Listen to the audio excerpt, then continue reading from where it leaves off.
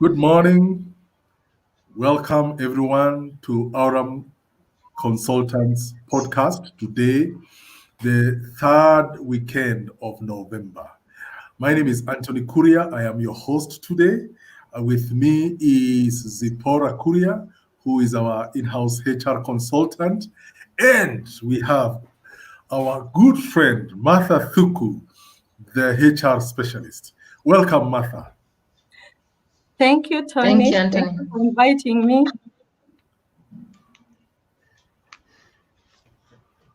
All right. Zippy, karibu sana pia. Asante. Yes. So to our listeners, first of all, apologies. Today we have had a few challenges logging in terms of starting on time, a few technical issues, but here we are, and we are thankful that you've been patient and that you've logged in today. Karibuni sana. Now, today it's good to have Martha with us because we want to go into the meat and bones of HR practice, both from a perspective of an expert perspective of a practicing HR professional, and even for most of us who are either running small and medium-sized enterprises. Some of us are managers who are running companies on behalf of shareholders, and some of us are employees who have been employed and would like to understand a bit better about the issues to do with HR policies. Our topic today is about, we have christened it, let's talk about HR policies. Now, in the subtopic, what we want to discuss today is it important for HR to have HR manuals in your company? That is the gist. That is the total sum of what we will be discussing.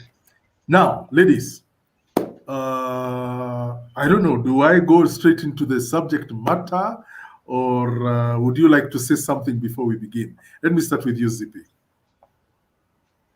Well, thank you, Anthony. I think it's an interesting discussion that we continue with from last week about HR policies and whether it's important or not important, and perhaps some of the challenges we might have encountered because we've not had these policies. And so to our audience, to our listeners, I would say kindly share with us your experiences, share with us your challenges that you might have encountered, because probably you have a challenge that you had and you did not have anything to guide you through that challenge. So I would say it's an interesting discussion to discuss with Martha today, and to just see how we can be able to handle this topic in our organizations. Mm-hmm. All right. Martha, let's dive into the deep end, as they would say. Now, I'm sure somebody running a business would ask themselves, the first question they would ask themselves is, what are the objectives of having human resource policies? Okay, thank you so much, Anthony, and welcome, viewers. So this is a very important topic, and maybe we can start by kind of breaking down exactly what are HR policies. I know you had broken down last week, and we can remind people this morning that HR policies are formal procedures that regulate staff matters in an organization. Maybe to put it in simple terms, this is the way we do things here. So they are mostly tied with the employment law, and hence non-compliance could be very detrimental. Mostly the purpose is to just help in the day-to-day running of HR matters in every HR function. And we know the HR functions: recruitment, training and development, compensation, performance management, employee relations, everything that you have decided to do for your staff, then you need to put like some SOPs on how they could be done. So what I can say about the objectives is to really assist in the organization, especially to maintain one, consistency when you're applying HR things in the organization. They helped, the other objective is that they help avoid bias, they promote fair dealings. Let's put like an issue about recruitment. Now, if you don't have a policy on how you undertake your recruitments, especially for small businesses, you'll find yourself under pressure, from family members. Everyone wants you to recruit them. From friends, you make enemies with your relatives just because you don't want to recruit them. I thank God, because every place I have worked, we have had recruitment policy. So even when my own sisters, siblings want me to give them jobs or give their children jobs, I say, we advertise for jobs. So go to our website, apply. If you qualify, apply. You will be shortlisted. If you qualify, and you will come defend yourself, and you get the job. So it has nothing to do with me. It has to do with the policy. This is how we do things. So I can't be able to bring you in because you are my relative. And I would leave it there and let Zipporah add more. Thank you so much. Thank you, Martha. Thank you, Martha, for that insight and just helping us understand really what these policies are about. And I would say really without carefully thought out policies, organizations could get themselves in serious challenges with the law and also with their own employees, where you find it affects their morale, it affects the way they work, if there are no clear guidelines on how they need to work or how they need to behave. And I think you brought out a very important subject about the policies that guide us in recruitment. I've had experiences where an organization doesn't have the right policies for recruitment, and people come into the organization haphazardly. And you find there's a bit of a challenge because you cannot quite tell what was the process followed. Can you defend the process that was followed to actually engage this person? And when there's no policy, for example, on recruitment, is this going to help you actually recruit right and recruit the best talent that you can get for a particular position? So I think there's a lot that we need to look at when we are looking at policies that govern the HR department. And some of the objectives, I would say, number one, I think it offers leadership and the human resource practices. Because again, if there's no clear leadership on how an organization is being run, if there's no clear guideline on the HR practices, then you will find, again, it kind of forms a culture in an organization where that culture eventually might not be a very good culture. And I think it brings us to where we have to start looking at issues to do with culture and say we need to change our culture. But the question is, where did our culture start going wrong? Probably it started from the word go when we started this organization, and there was no clear guidelines, there was no clear leadership. And, things just started flowing and flowing sometimes in the wrong direction and, bringing in practices that are not correct. So it's important for us to just look at these issues when we're starting businesses, when we are running our businesses, and ensure, again, the objectives of these policies are very clear to us. I think the other objective that I would touch on, I would say good business depends on HR compliance. Now, you will realize that people are the most important critical asset of any organization, besides having the product or the service you're selling.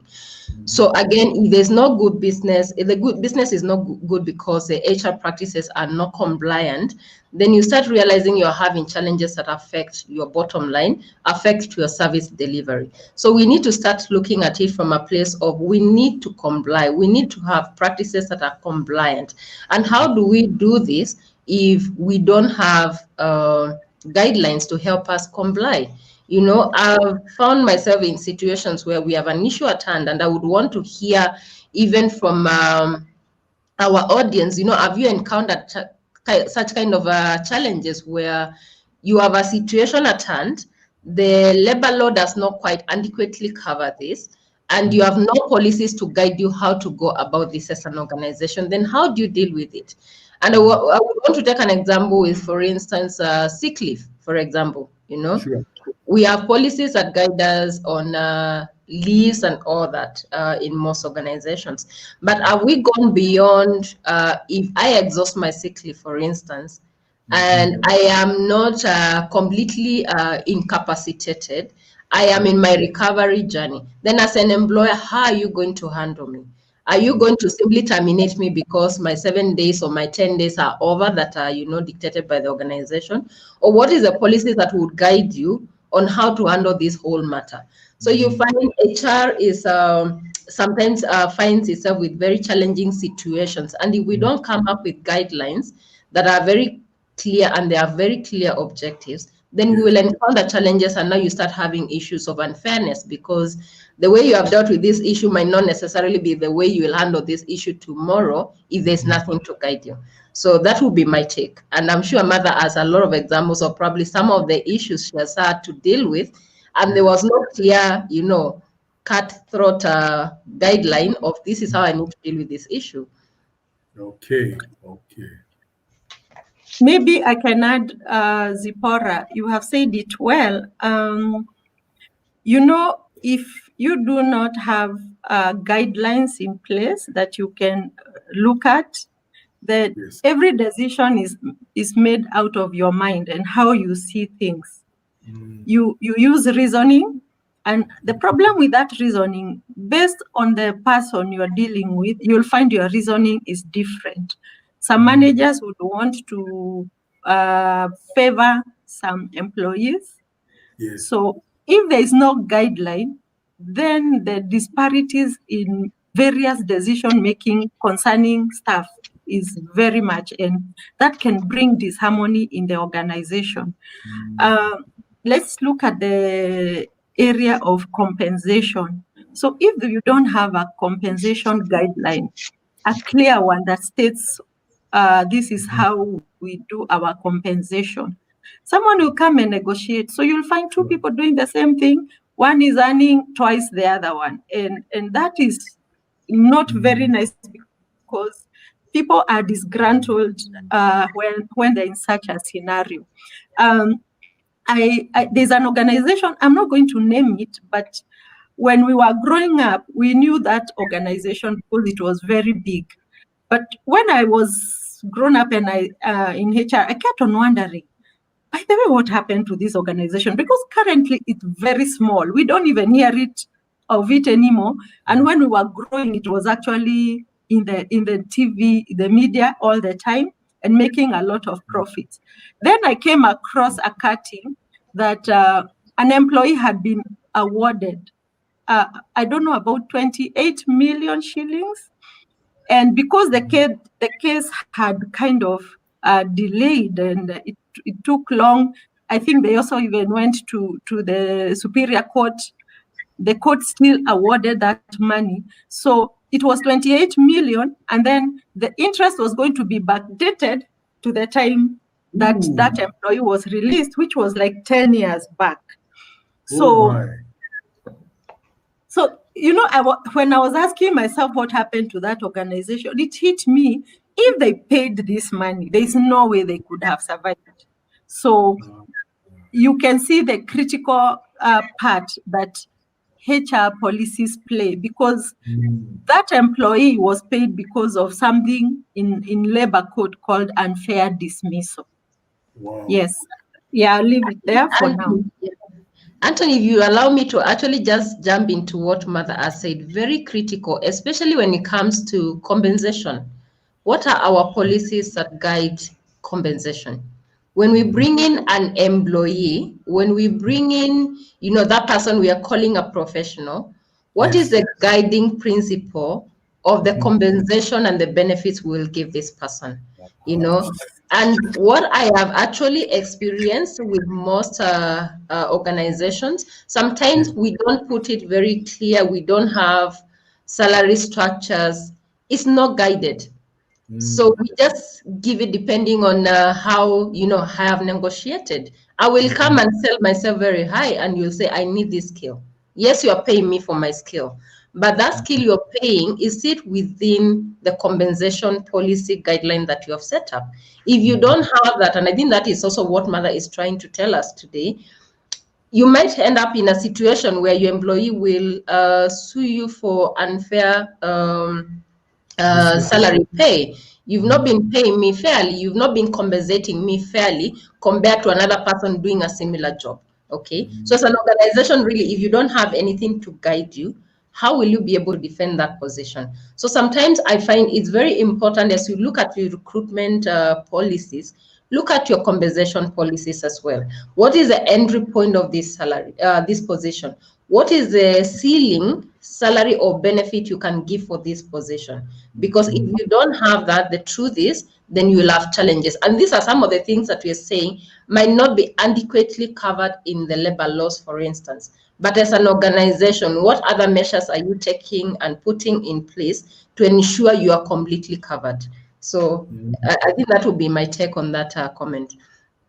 Thank you, ladies. You have basically told our listeners that the purpose of HR policies is basically a map to show you that you have begun your business and you have a strategy. Most people, if you're serious about doing business and you have a clear idea that this is what I want to do, then probably you'll have a business plan that tells you, this is what I want to achieve.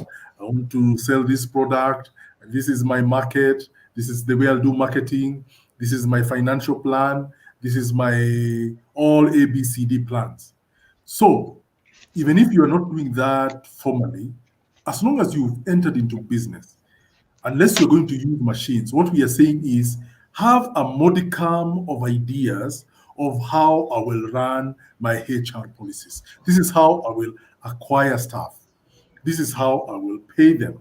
This is the ceiling for each department or each role. This is how I'll handle performance management. This is how I'll handle discipline. This is how I'll handle promotion. This is how I'll handle exiting. So for those of us who are listening, who are running businesses, SMEs, you're probably starting your own company and you're trying to get it to grow, or you're in a company where you're managing on behalf of somebody, you're employed as a manager. Now, these are the reasons why we have HR policies as a guideline, as a roadmap, so that you know when you're hiring, this is how we do it according to the law. If we are remunerating, this is how we do it. If we are promoting, this is how we do it. If we are dismissing, according to the law, this is how we'll do it. Now, that leads me now to the second step. We have defined the objectives. So, somebody listening would wonder, okay, I'm running a company. I have 10, 15, 20 employees. Not too bad. I'm running it pretty well. But now, the question comes, I have so many things to run. I have marketing to think about. I have finance to think about. I have sales to handle. I have taxes to now, why do I need to put HR into that bag? So the question is, should SMEs consider having HR policies, and why? Martha, let me start with you. Somebody's asking all these questions, I'm sure. So they're wondering, I have these balls that I'm juggling. Now I have to juggle also HR. Could you assist that woman who is listening to us to understand why should they also have policies for HR policies? Why should they consider having them? Yeah. Thank you so much. Thank you so much, Anthony. And that's a good question. And I have quite a number of my friends who are in small businesses. And this is my advice to them and even to anyone watching who is starting a small business. As we have alluded earlier, it is important to have guidelines in place. So if I had my own, or if you have a small business, let's say you have 2, 3, 4, 5 staff, it is very easy for you now to put the systems in place because the tendency of businesses which are run well and making sense, they have this tendency of growing, and suddenly growth comes without you knowing. And now you are running to put systems when the business is big, you have over 15 staff, and that can be a bit complicated. So my advice is, yes, as a SME, you really need the policies, because as the business grows and the systems in place, then you'll not be overwhelmed. Remember, even as you put these HR policies and guidelines, the minimum in those guidelines must be what is dictated by law. What does the law, labor law, expect of you? So you see, even if you don't put it in place, you are not exempted from the country's labor law. And you're expected to practice what the law requires. So that is the minimum. And so you need to go to the labor law and highlight those things. What does the law say regarding employment? What does the law say regarding contracts? What does the law say regarding minimum pay? What does the law say regarding ABCD? So those things, because now the labor laws are big and complex, you need to look at the critical areas that would affect you and your business, because you don't want your business to be closed because you did not comply with some things. Then those are the ones we are actually saying, come up with a manual to have them. So if your business is doing well, then you can even extend more, like you can give more than the labor law is saying. And that's what is expected. The minimum is the law, but then now you can give more. If it has to do with pension, everything is outlined in the law. If it's to do with termination, there's a procedure. That procedure you need to kind of copy paste it into your manual, because then you need to educate your people. This is how things should be done if we are not going, if we don't want to have issues with the law. Having said that, then it also, for small businesses, I can advise that when you have HR policies in place, guidelines, SOPs on how to do things, it presents an objective way of dealing with employee matters, meaning you're not haphazardly making decisions, and maybe this decision does not affect this one or this one. So if an employee comes with an issue, first check what does the policy say. So you need a guideline, because then if you don't use a guideline, you're going to use your head. And when you use your head, you will find that your decisions are biased based on who it is. And then, as I said, without the manual, then you can risk yourself from litigation, because if you don't understand what is in the law, then you are in trouble. But if you pluck off those things and you are reading them, then you understand them. Then and when I said about hiring, especially hiring, you find in SMEs someone is bringing their cousin who has not even done any accounts, and they are the ones in accounts department. Just because there is the pressure, maybe when you are growing, the parents of your cousin are the ones who helped you get a job, so you're supposed to give back. And so you find you're having all this stuff as an SME in your organization who doesn't know work. And secondly, they are your relatives, so they have an attitude. So, and there's nothing you can do about them, because they will report you to their parents. So, so for me, I say as an SME, you need to have your structures in place from the word go, and people will respect you for that. Thank you. And I would let Zipporah add some more. Yes. Thank you, Martha. Thank you, Martha. Wow, thank you, Martha. I think, Martha, you are very well put. We honestly need to have policies in place. And let me start by saying, again, I have seen most organizations, again, and I don't know whether it happens with big organizations, where you find HR is like some separate entity seated in a corner somewhere running their own affairs that is not necessarily part of the daily operations of the business. Now, I think when we start looking at HR from that perspective, then we start going wrong. We have to realize HR is supposed to be a business partner. As an organization, when you have an HR department, when you have people and you have someone who is managing those people, you have to understand that this is a department that will need to help you implement the principles, implement the values of your business. Now, when you start looking at that department as a separate entity, then you lose the focus and you might not be able to get the best out of why you need this department in the first place. So let's start by first looking at HR as a partner to the business, not just as any other department or as any other entity. Their work is to hire and fire. That is not the work of HR. The work of HR is to actually help the management in managing their most important resources. And you cannot manage a business if you are not feeling, as an HR person, you're not part of this business, you're not part of the bigger plan, you're not part of the big strategic plan of the business. Because you have to remember, strategy has to be implemented. Who implements the strategy? It's people. So if you leave the people person who is supposed to help you implement the strategies, then what are you doing to your business?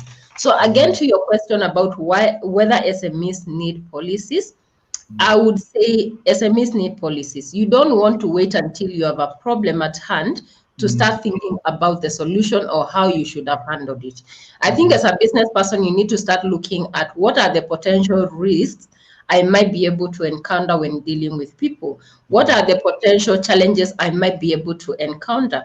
Look at those challenges and see then how do I address them? What does the law say about these challenges? And where the law is limiting, then do your own research or engage a professional and say, then how do I go ahead and mitigate some of these challenges? I'll give you a current scenario challenge that has faced organizations from big to small. The COVID scenario, okay? This is not a scenario that is envisioned in the labor laws.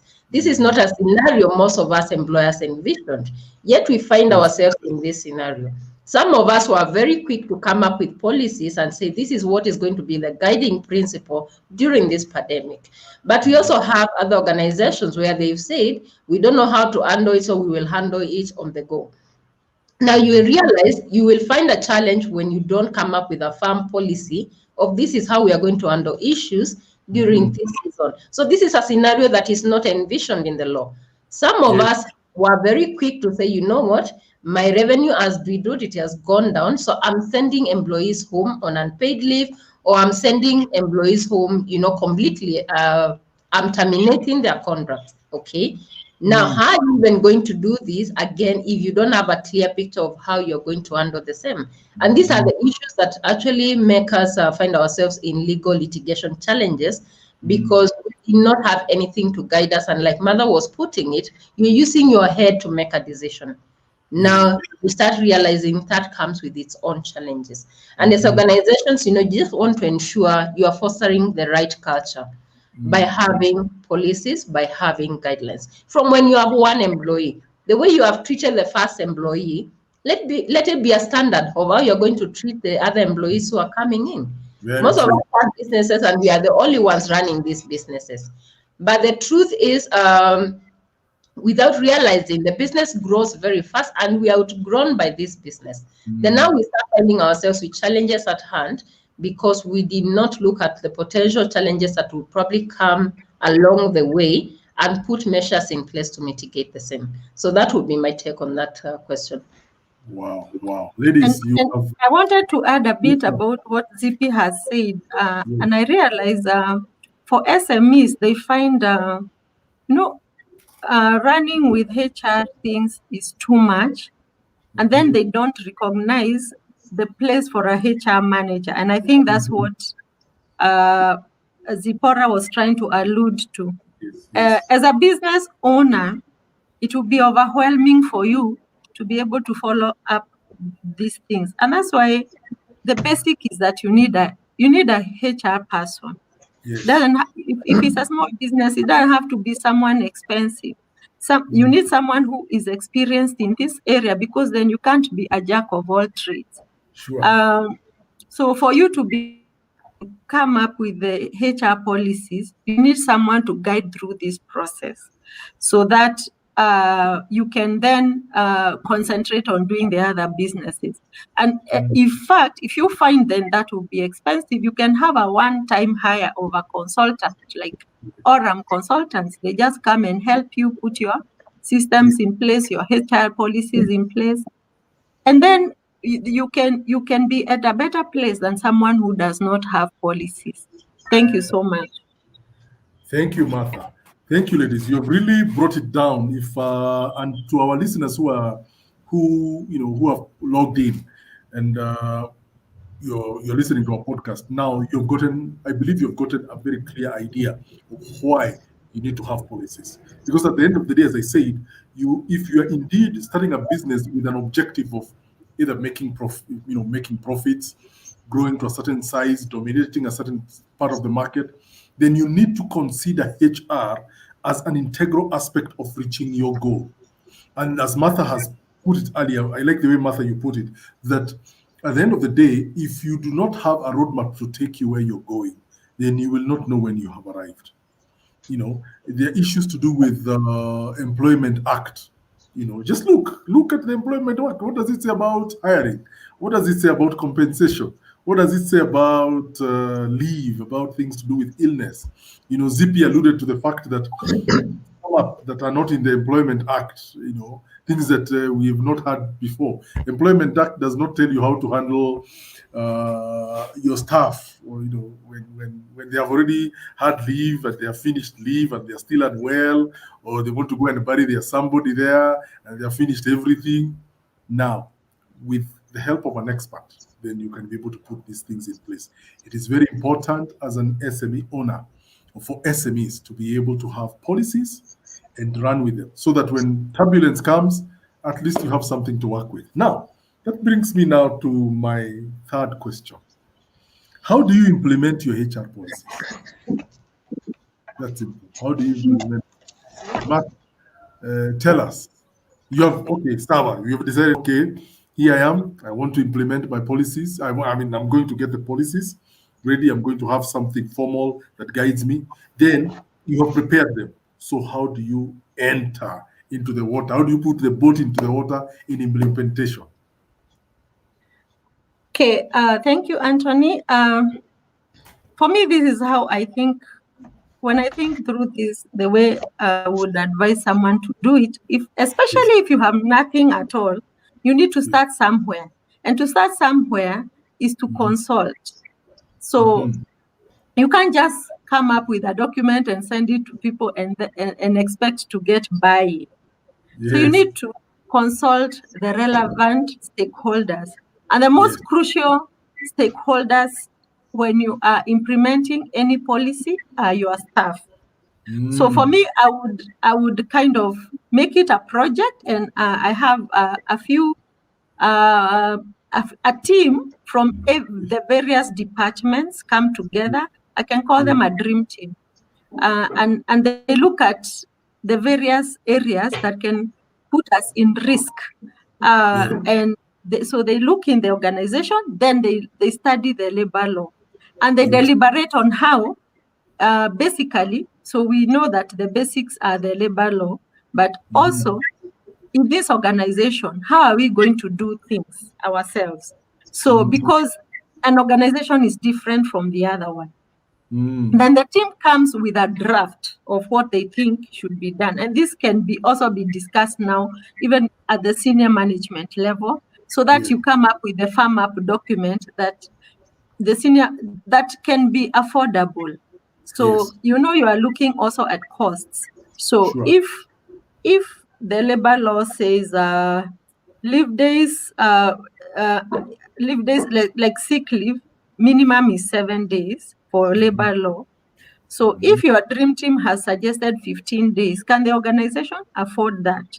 So you really need to check on balances with the organization and where it is as far as finances are concerned. Then once you have all come up with that manual and you have agreed, my advice is it is okay to pass it through a labor lawyer.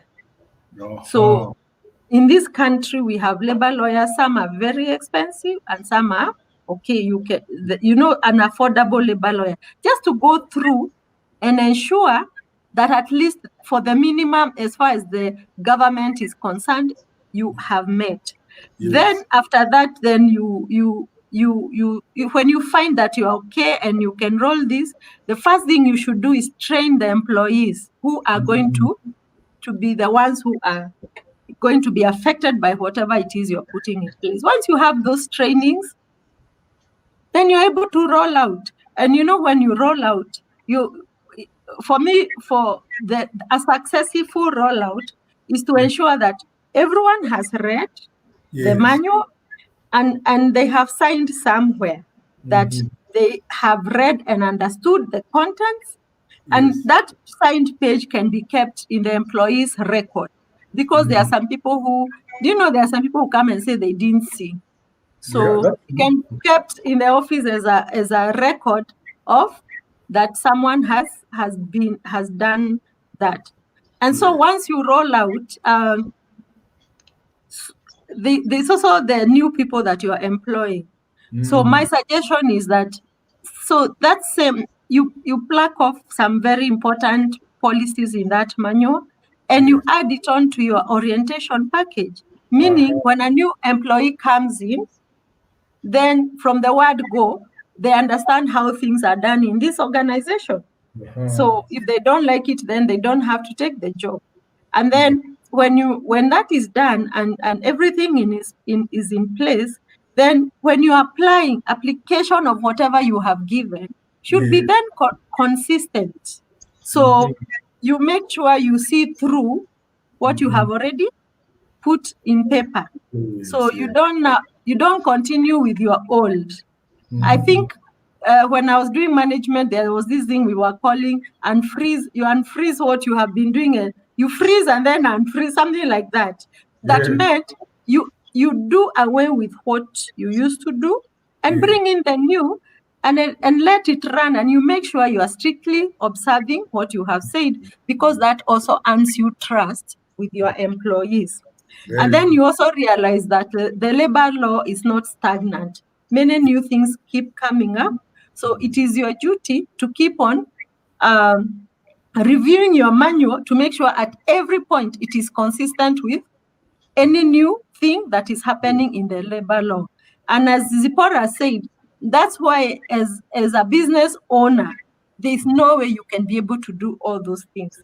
The place of someone running a HR department is important, who can be able now to keep these checks and balances for you and ensure you are always compliant. And at this point, I'll stop and give Zipporah some time to add on to what we are talking about. Thank you. All right. Thank you, Martha. I think, Martha, you have put it very well on how to implement these policies. And I would touch on something I think I talked about last week. The HR policies is a live document. It's not a document you put it on the shelf and you forget about it. This is a guiding document on a day-to-day operation of the business. Now, like Mother said, there's a lot of changes in the law, and like currently we are undergoing through changes in our own labor laws, and as a business person, as an employee, you might not be able to keep up. And it's important to have someone keeping a tab on the changes of the law and ensure your policy manual again is revised to make sure again it's in line with the labor laws, because that document cannot work alone. It has to work with the labor laws. So you have to make sure your principles, your policies are within the labor laws. Otherwise, your policies will be irrelevant. Okay. The other thing, like Mother has touched on, when you're recruiting new employees, make it part of your induction program. Yes. Make sure when an employee is coming in, they are inducted into the policies of the organization. Yes, you will expect the line managers to actually also induct the different employees in their department on policies relating to that department, but make it a habit as an HR to ensure your new employees are actually inducted. Also, again, maybe once a year or twice a year, do refresher, even if not on the old document. Do a few pointers reminding your employees what the policies say. What I have realized, sometimes we assume employees have read the policies, they understand. And like Mother is saying, sometimes someone violates and they come and they say, I don't remember, I've never been given such a policy. And you even go back to the file and realize this employee actually signed for this policy. But they might either be ignorant or they might have completely forgotten about this policy during their normal working environment. So sometimes it's also important for us to start saying, you know what, let's remind our employees, these are our guiding principles, these are our policies. And if they are broken, there are consequences to the same. The other thing I would say for managers who are heading departments, ensure you understand the policy inside out. I keep on saying HR is not for HR managers only. If you are leading people, you need to understand basic HR principles. If you are leading people, you need to understand basic HR policies.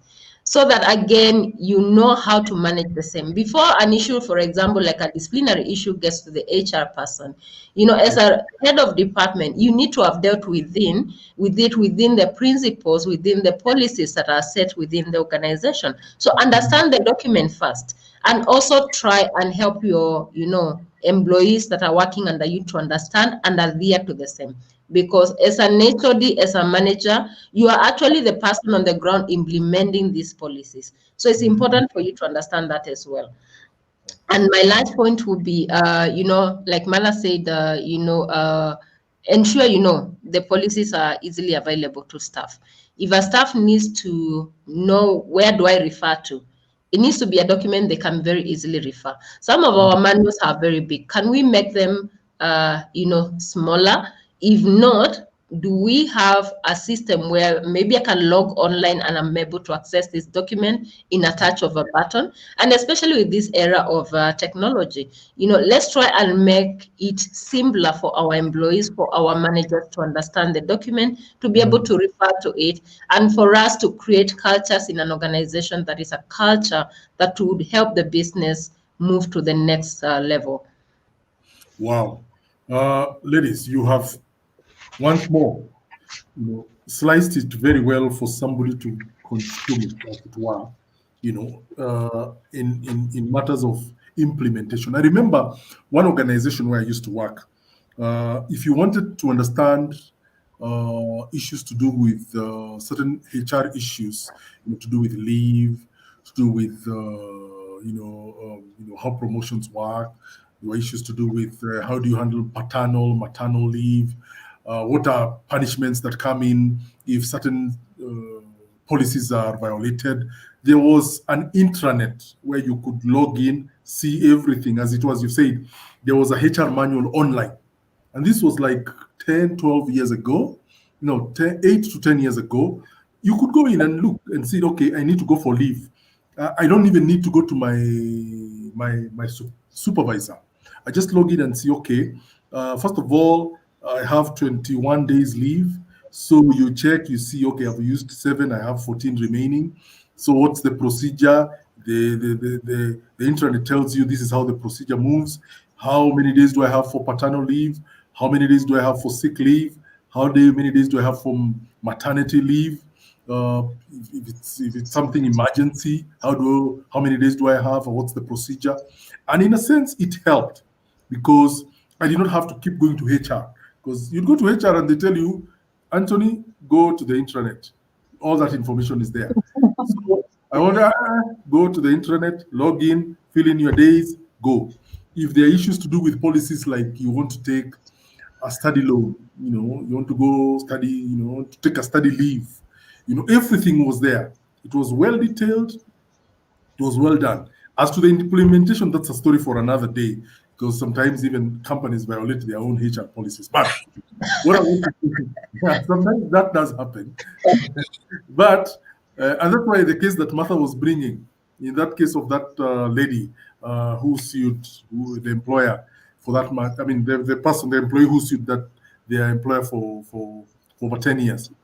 The issues where the company did not meet its own standards, and an employees are very good at seeing such opportunities. But what we want to discuss today, as we conclude, is the fact that if you are able as a company to implement your HR policies, to have them at a place where they're easily accessible, as Zippy has said, remind people, once, either it's once a quarter or once a year, this is it. This is our leave policy. These are issues dealing with misdemeanors, theft. This is what will happen if things are stolen. If you have issues to do with relationships, romantic relationships, this is what will happen. All these things need to be put so that people understand. If today I like a girl and I want to go with her and I want to take her to be my wife, then what happens? What does the company say? These are not things written in the employment law. But as a company, you can have a policy. I remember some of the institutions I worked for, if you want to marry one of your colleagues, then one of you has to leave. Both of you cannot keep working for the same organization. You could say, is it legal or whatever, but that was the policy. Okay, so if people understand this and are able to appreciate, and if you are the owner of a business and you have this in place, then you will avoid a lot of, first of all, frivolous issues and complaints. If somebody takes you to court, then with your HR department, you can vigorously be able to defend yourself against such. So, ladies, I don't know if you have a final comment that you could make before we wind up our session today. Starting with you, Martha. Okay, my final comment, Anthony, is that at the end of the day, you want to make sure your organization is sustainable. Yes. When I look at even matters litigation, my small experience with the labor court is that you'll find it's like, should an ex-employee take you to court, they take the place of the employee. So you as an employer, you have the honors to kind of prove that you are innocent. Mostly, the organization is not at an upper hand in a labor court. The other thing is that when you have followed, especially in matters litigation, when you have followed the guidelines of the labor laws, like let's say it's termination and it has all the stages, then you need to follow those stages so that even when someone takes you to court, you are able to show document, and you document, and you make sure you document. Most employers don't know how to document, especially let's say matters performance. Managers don't know how to say that. They can say verbalize, but they will never write it down. And then when that person is sacked, you look at the performance has been good. So you see, there's no case you have in the labor law, in the labor court. So it's very important you have these things. You have them laid down, and even as you have your policy in a system, I will agree with Zipporah. Periodic reminders. I keep on saying that's why the area of HR comes in.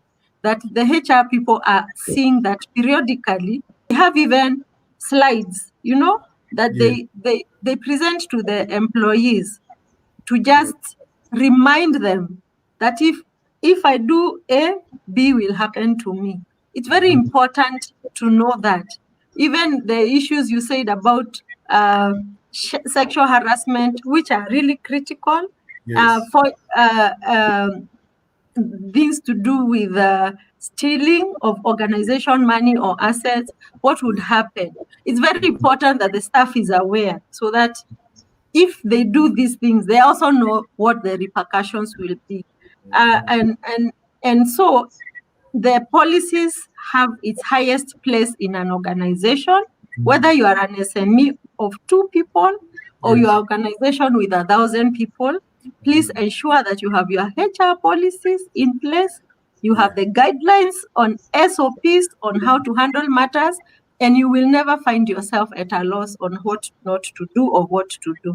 Thank you so much. Thank you, Martha. Zippy, wind us for us up. What's your final remarks? Wow.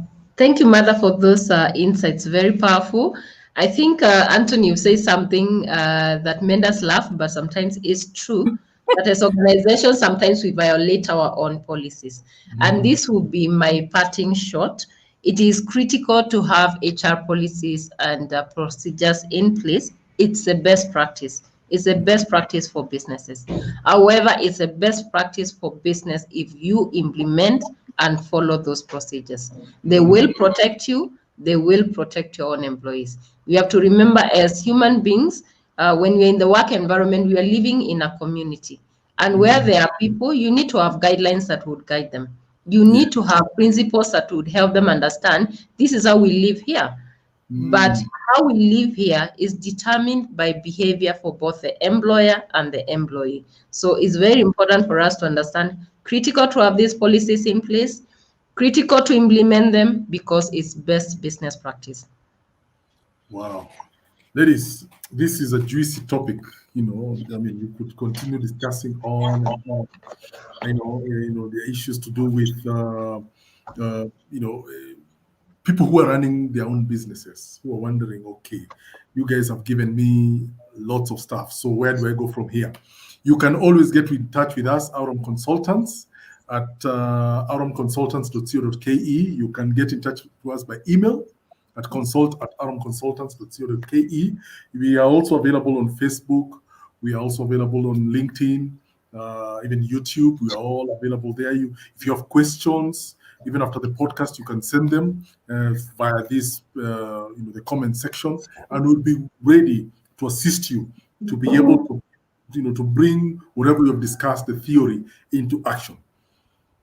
In closing, ladies, I appreciate the time that you've taken with us. I appreciate our listeners and our viewers for listening to us today.